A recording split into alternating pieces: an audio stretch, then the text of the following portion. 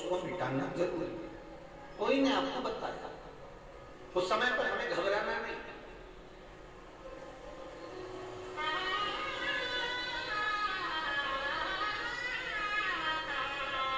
उस समय में घबराने का क्रम नहीं है।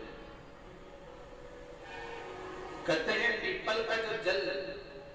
झड़ता है पीपल के वृक्ष से, आप लोगों ने कभी देखा है कि नहीं देखा, वो अनुभव नहीं माना।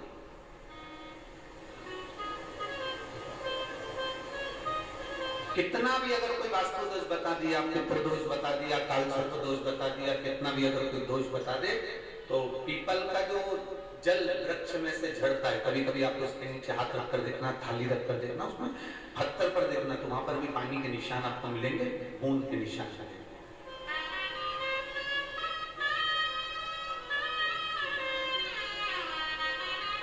मात्र उस पीपल के वृक्ष के जल की एक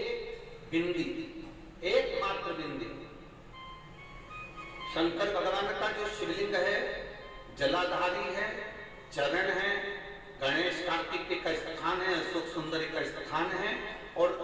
प्रत्येक जलाधारी में से पानी बीच में से आकर नीचे की ओर गिरता है, नीचे की ओर गिरता है।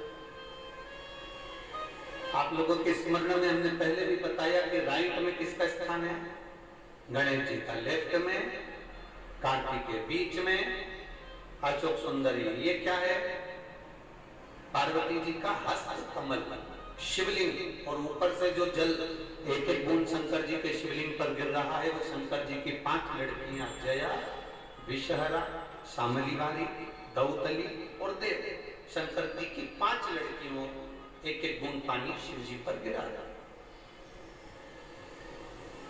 जहां जल नीचे गिरता है उस स्थान से जहां तक जल बहकर जा रहा है, उस स्थान तक 33 कोटि देवताओं का स्थान, 33 कोटि देवताओं का स्थान। अब जहां पानी आया, जहां नीचे गिरा, उसके बीच में जो स्थान होता है, आप लोगों ने देखा है कि नहीं देखा? जिनने देखा है जरा हाथ उठाओ। ये पानी जैसे यहाँ तक आया और यहाँ के बाद नीचे गिरेगा, तब वो नाली के माध्यम से बाहर जाएगा। तो जितनी दूर यहाँ से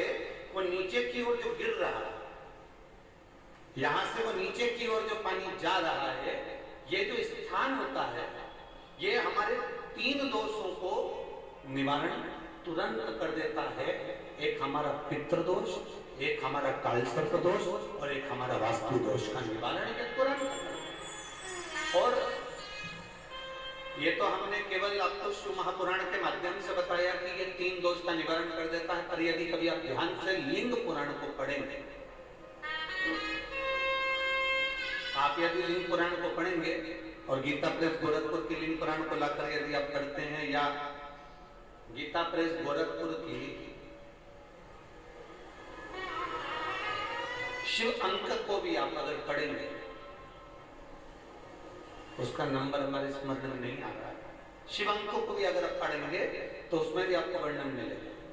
कि हम तो केवल 3 दोष का बता रहे हैं, पर हमारे शास्त्र तो यहाँ पर और भी दोषों का वर्णन कर रहे हैं। जैसे किसी ने बता दिया आपको शनि का दोष है, किसी ने बता दिया मंगल का दोष है, किसी ने बता दिया आपको केतु का दोष है, किसी ने बता दिया आपको राहु का दोष है, किसी ने आपको कह दिया कि बृहस्पति का दोष है, किसी ने कह दिया आपको ये वाला दोष है। दुनिया के जितने दोष,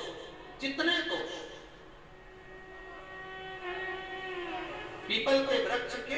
झड़ता हुआ जल की एक बूंद का स्पर्श, भले वो सूख गई हो, उसका एक स्पर्श मात्र जहां पानी नीचे की ओर गिर रहा है, उतनी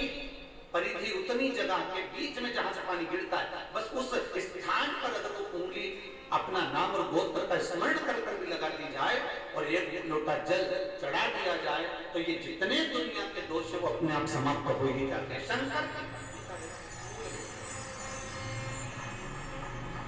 बोल बम का नारा है। और अच्छे से समझ लो, जरा ध्यान में आ जाए आप लोगों के, नहीं तो गलत कर बैठो तो बहुत स्मरण रखिएगा। शिवलिंग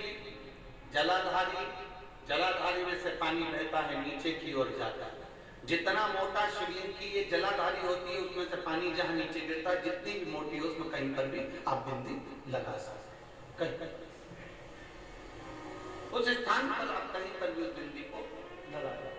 कोई कह दे तुमको कि तुम्हारा मंगल गड़बड़ है, कोई कह दे तुमको तुम्हारा राहु गड़बड़ है, कोई कह दे तुमको तुम्हारा केतु गड़बड़ है, कोई तुमसे कह दे तुम्हारा बृहस्पति गड़बड़ है, तो समझ लेना कि हमारे ग्रह की दशा को सुधारने के लिए ये जो स्थान है, बस उस स्थान पर एक बिंदु। अब आज के जमाने में आपने देखा होगा, जब से आप शंकर जी को जल चढ़ाना प्रारंभ करें, जब से आपने शिव महापुराण की कथा सुनना प्रारंभ करी, तब से आपने सुना होगा कि कोई भी अब ज्यादा आपको सुनने को नहीं मिलता कि वास्तु दोष हो गया, कि पितृदोष हो गया, कि कालसर्प दोष हो गया। इसके पहले का जो समय था, उस समय किसी को भी पत्रिका दिखाओ, किसी के पास भी जाओ, वास्तु दोष, कालसर्प दोष, पितृदोष, ये सारे दोष चलते रहते थे। पर तुमने जो एक लोटा जल शंकर भगवान को समर्पित करा, तुम्हारा चढ़ा हुआ जल उसी स्थान से नीचे गिर रहा है जहां हमने बिंदी लगाने का बताया, वहां से नीचे गिर रहा है, तो तुम्हारा दोष जल चढ़ाते चढ़ाते अपने आप वो दोष समाप्त होता चल जाएगा।